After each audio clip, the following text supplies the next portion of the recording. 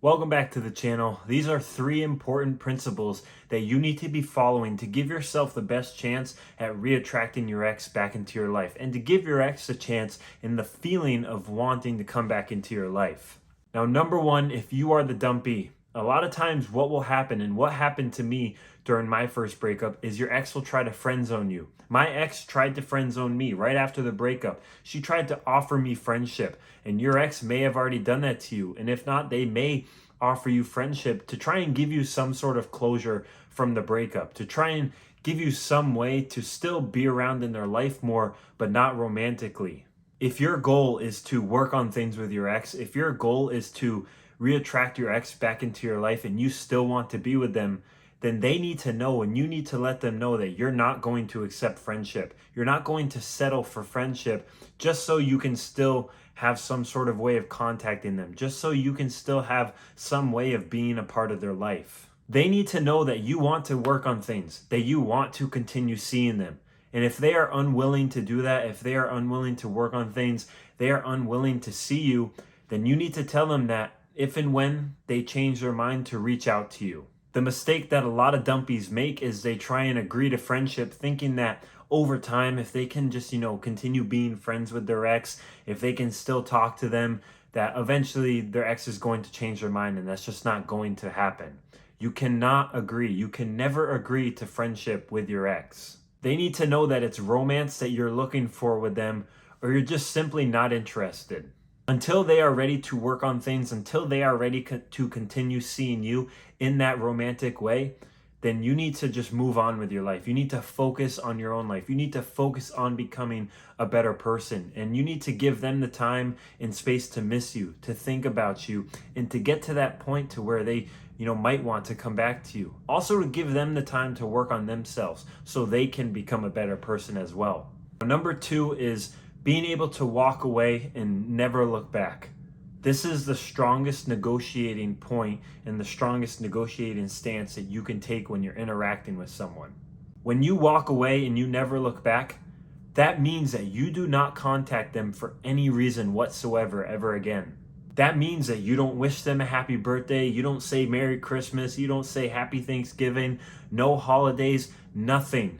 As far as you're concerned, you're never going to talk to this person ever again. You're never going to hear from them. You're never going to associate with them ever again. There really has to be that time, that space, and that distance between the person that you turned off or between your ex and yourself to where your ex can actually have the time to possibly rethink their decision, to rethink the decision to end their relationship and feel like they made a mistake, feel like they're actually losing this person that really cared about them.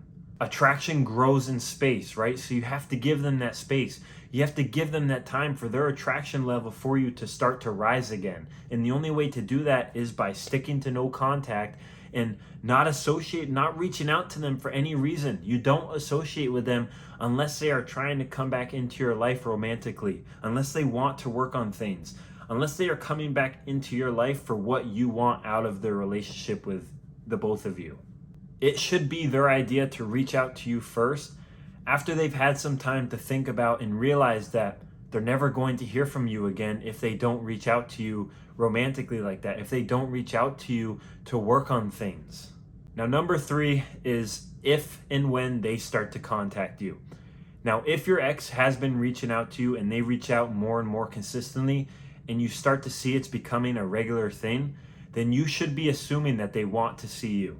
Your focus needs to be on trying to set a date to see each other in person.